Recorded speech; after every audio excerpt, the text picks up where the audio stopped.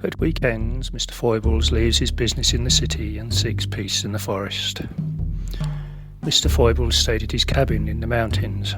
It was a log cabin of traditional style with a grass roof. In the summer, this was heaven. The forest stretched across the mountains as far as the eye could see. One could feel as though one could roam freely forever and a day. By day he roams the forests, like a daring tourist returning to his customary resort, and by night he would observe the stars in an attempt to integrate the vastness of the universe into his own very heart.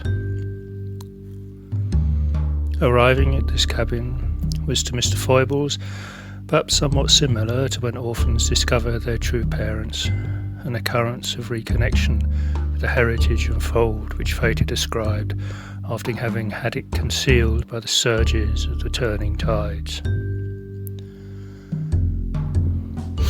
The cabin's flagpole, that served to raise the spirits with the defiant flag in the mist of winter, was like a mast to a cabin afloat in the vast forest, the hills like the waves of the sea.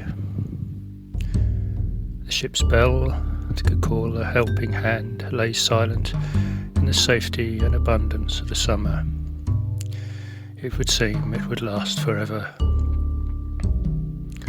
The grandfather clock stopped long ago and stands as if frozen in time. Only the rusty iron speaks of time from stillness, the sailor's chest that reminds us of travels long past, extending the mind's horizons.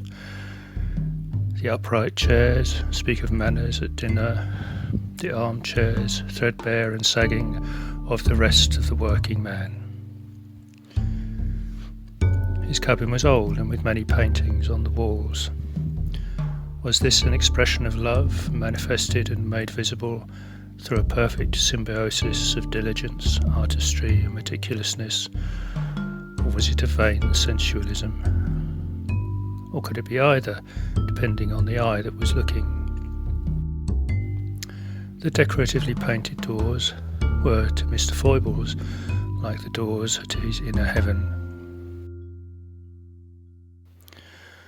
From the veranda, the scent of pine reminded him of summer days fishing with his father. This was a world of its very own, which, wrapped in the innocence of a child, always held a freshness in his mind. In the valley beneath the veranda, two women were raking hay by hand and chatting with each other. They were Mr. Foibles' neighbours. Sceptical onlookers would claim that they are trying to impose an outdated and ancient agricultural method, with its essential discomfort and inefficiency on the world, sneeringly calling it silly nostalgia and eccentric waste of time and effort. Mr. Foibles, however, would now profess in the luxury of his summer leisure that these women had reattained a small piece of humanity's lost position in nature, thus not evading the real world, but reconquering their place in the real world. Thus, on this historical day, he had finally taken a stand, which, unknown to him, was, over the next few days, to shift his whole perspective on life.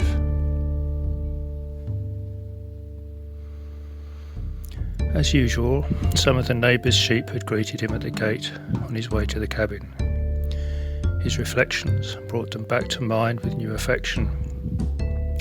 The sheep were of an ancient mountain breed. Carrying their horns, raised their heads into a strong and dignified pose, fitting of their history of endurance as their hooves danced nimbly across the rocks or planted themselves in the field as they stood and stared, their eyes lacking penetration, yet soft and present. Would the sheep, being of the new generation, recognise the traditional methods of their masters? Would their minds be somehow preserved in a primordial state to be expressed in the quality of their gaze? Here the sheep together with elk and deer are free to roam, while man is chained to these wooden boxes with all their comforts to be able to survive the winter. Through their reticent endurance, the animals have made themselves supreme rulers, resembling spiritual seekers in their wilderness abode. Hence the softness that comes into their eyes and the pride into their horns. This is a place where nature is king and man is but a poor immigrant, and the wooden structures of the human dwellings are but a loan from nature, which nature would in due course reclaim according to its uncompromising law. In the cabin, the books, board games and jigsaw puzzles speak of the dark winter nights, of the refuge in the world of the imagination and of the fairy tale. Gradually the refuge, inner and outer, likewise becoming a prison. The stoves and the candles, the warm winter lights, flicker and throw shadows on the ceiling. The world jumps and falters like a nightmare that could draw us into delusion or even derangement. The inner vision must awake and remain awake, but still, if the cabin is used as our safe haven during winter, wouldn't that, not in itself, constitute a divorce from nature and from reality, he wondered? Would it make the cabin into a whole world during the cold nightly snowfalls? He was to discover that then only the body can remind us of our true haven and true nature, the body within which he would find the true spirit resides.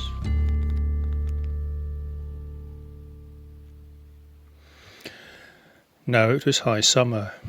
Nature flourished all around.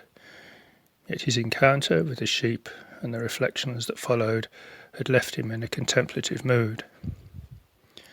Simply to the soft present eye, the tall pines and the delicate flowers merged into a single, open, unified image. Going for his daily walk, he knew the way. A gentle intention could find its way along the path. If the touch of intention remained light and open, the image of the forest remained clear and open in his mind. And the wild flowers are so beautiful, he thought. Yet when desire thus entered and placed its focus within the scene, he was tempted along the way through feeling.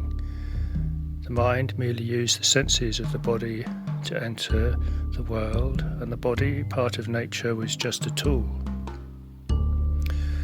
This was a coming together of the organism on its goal, yet it was a union merely at a point of feeling, which as a part of the mind pointed back only at the mind and did not truly open into the world.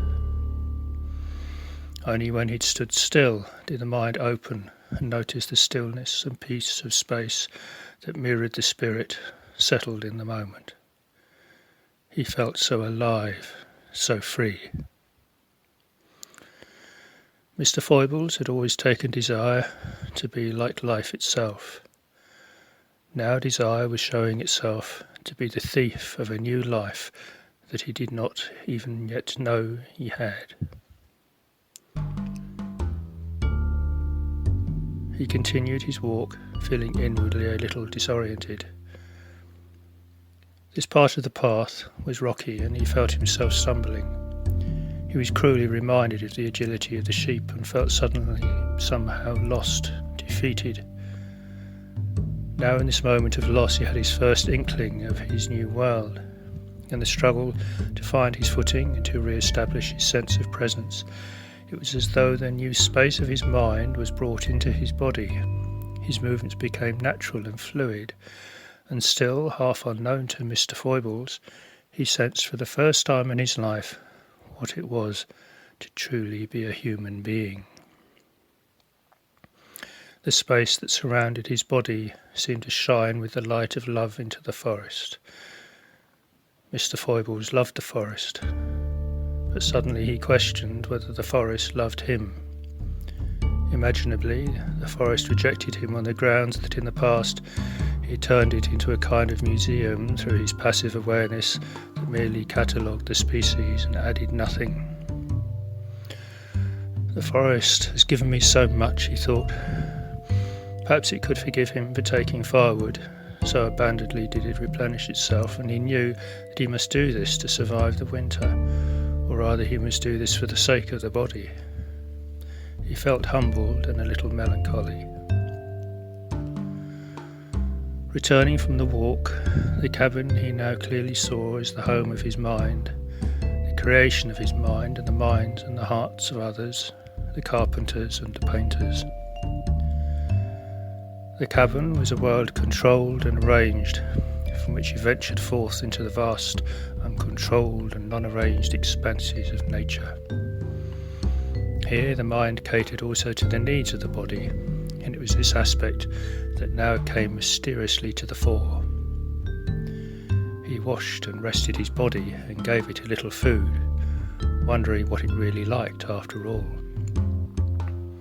He went to the toilet, laughing out loud at the little splashes made by his poo entering the water.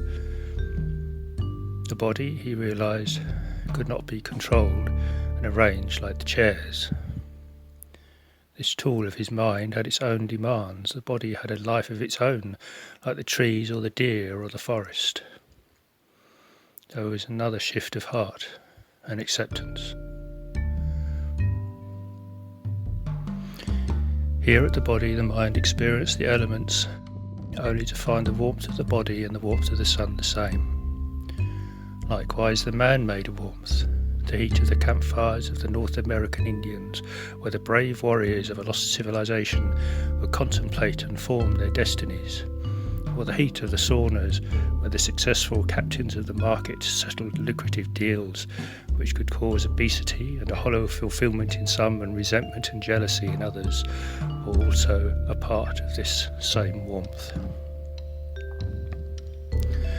And yet the passions and pretensions of the mind seem quickly to lose the simplicity of the moment, rippling the stillness of the image and throwing up the despair of an inner vertigo. When he grasped the view grasped him. Only in the innocent comic book of the child could such an expanse be won within the image, free of the history of feeling, which was the hook of craving. He quickly got out of his chair, feeling the need to play like a child and shake off the passions. At the body, with its expressive posture and movement, he found a reaction over which the mind held control. In its composure was a deeper coming together, one that truly listened to the world. He danced into the forest.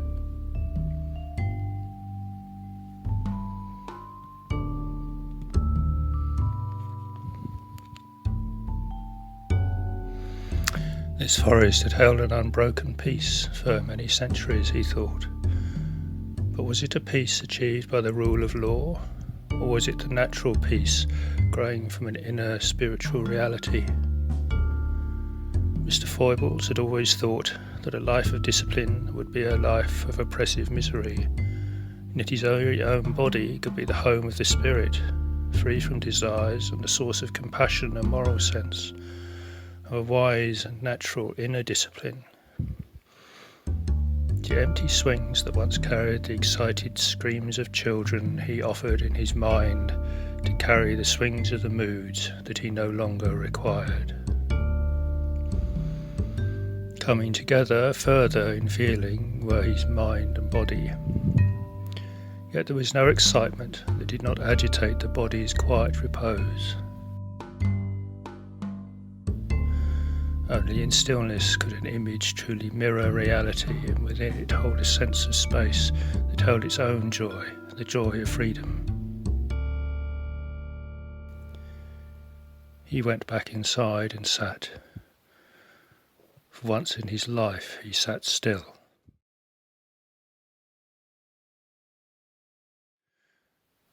Usually to sit would also be to think, but he had realised too that there was no need for him to carry the world in his mind with all its innumerable particulars in order to understand.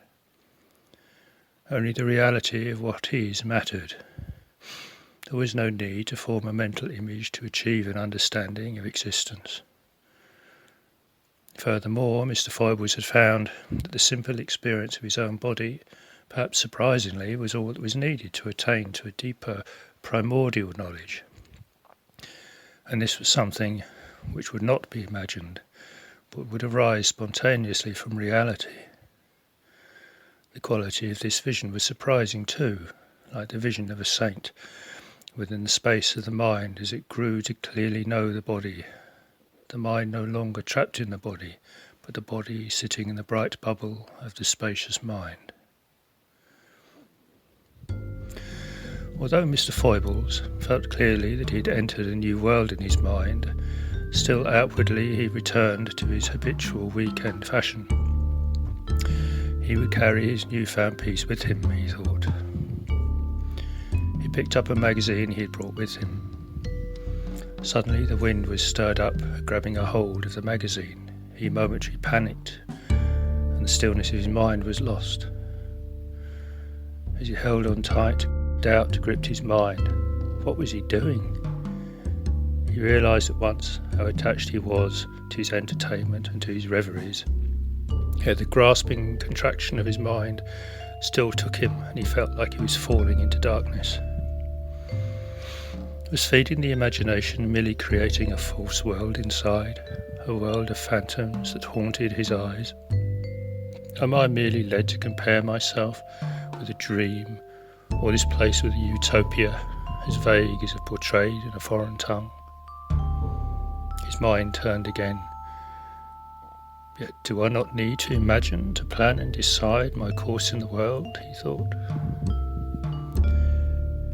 Imagination comes only to support weakness of vision, came a thought from the space of his mind. And outer vision may be brought within if the mind is empty, full of space. Such is the relinquishment that gains everything, he thought.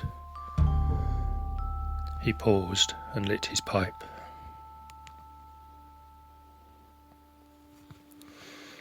Within his silenced gaze, a humble love of simplicity and a sense of balanced and orderly composition arose, particulars unimportant, and the ordinary became imbued with a new significance and luminosity, turning it in that very moment into the pinnacle of all that has ever been and will ever be in the world.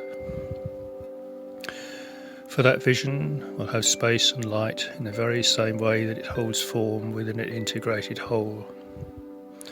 This whole then becoming peace to a mind that no longer needed to run around to gather and form a picture.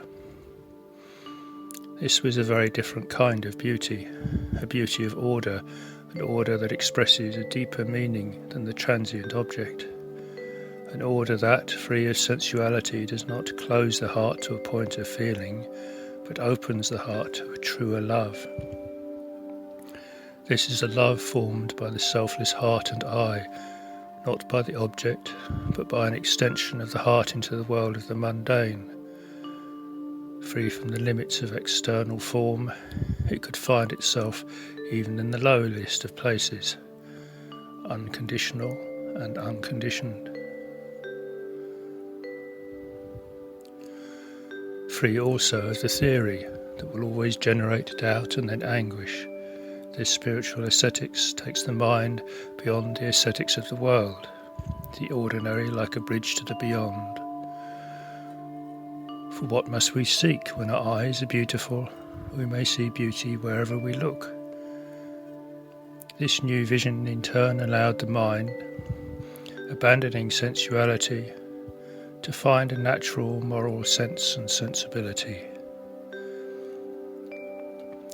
The big rusty barbecue had been to him like a union between primeval nature and the vanities of industrialism. But now that he had realised that he had a body, and the body also had him, he started to sense an aroma of guilt that tarnished its very core.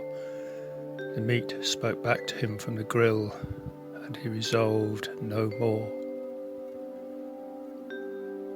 With such a resolve, he felt a sense of being at one with the world, not through sensuality, but through a loss of the sense of self, through a freedom of mind from self-concern that opened his heart to a wider sphere.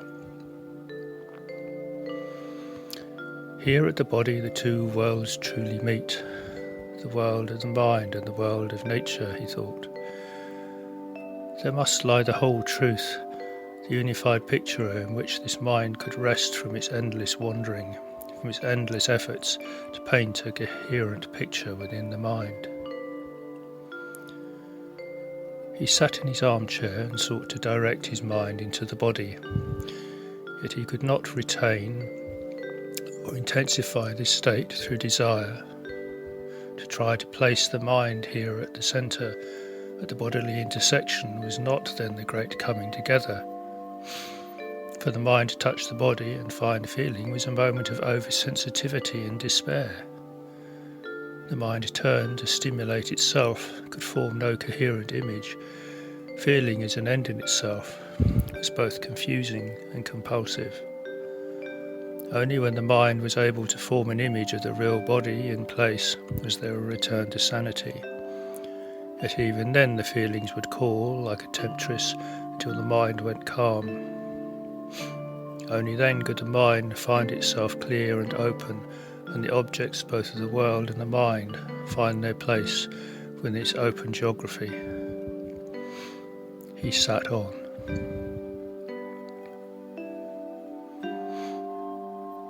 When he next arose, it was already dusk. Looking down into the valley, the women were still working, and he felt closer to them than ever before, closer than all his admiration could take him. He realised that the simple, clear presence of his own body was a bridge to his fellow man.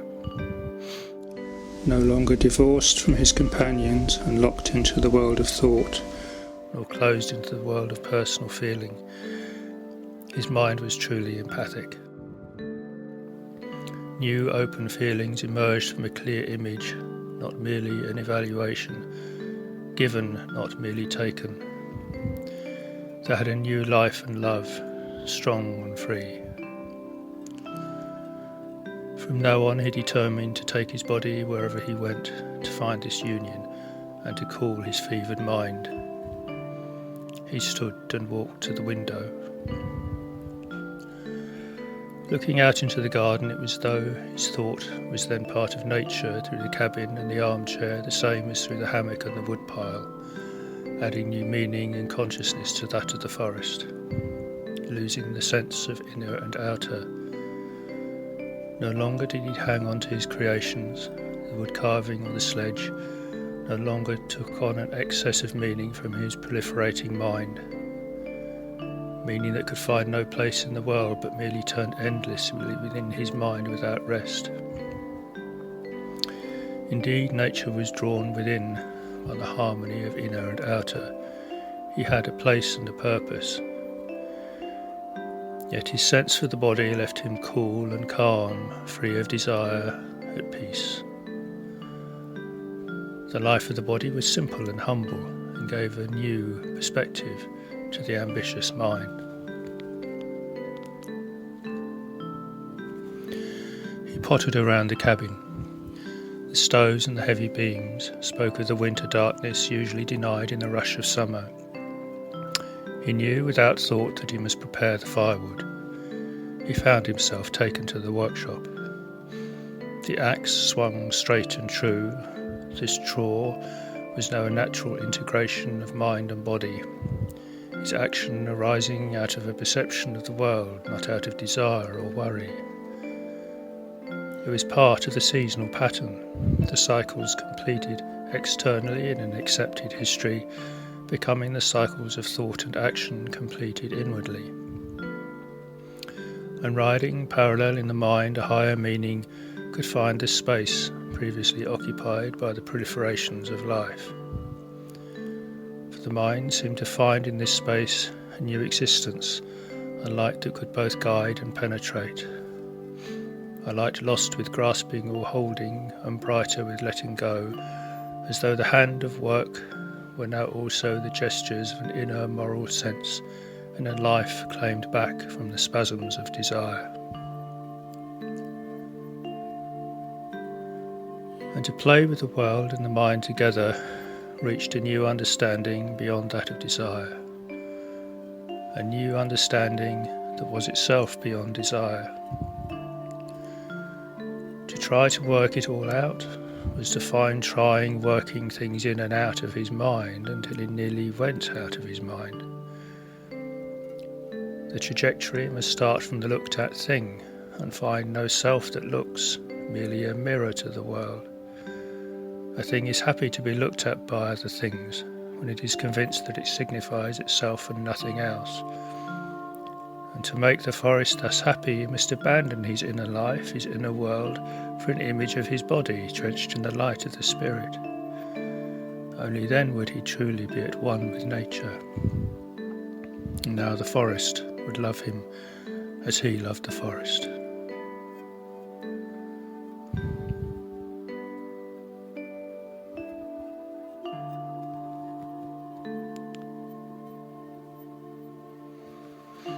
Before he departs, he must catch the light of summer in his body and mind. The peaceful lake in the midst of the forest, the light of the sun reflected from the water and broken into sparkles by the breeze, mirrored his new mind. He knew in his heart he would never leave the cabin and return to the city. His heart would forever remain in the forest, taking its place there in the space and light. He now knew the home of the mind and could no longer roam, even on his return to the city. Now in the city, I will know how to truly work in a way that harmonises with nature, to do my part to provide for mankind through love and compassion, not through greed and power, thought Mr. Foibles.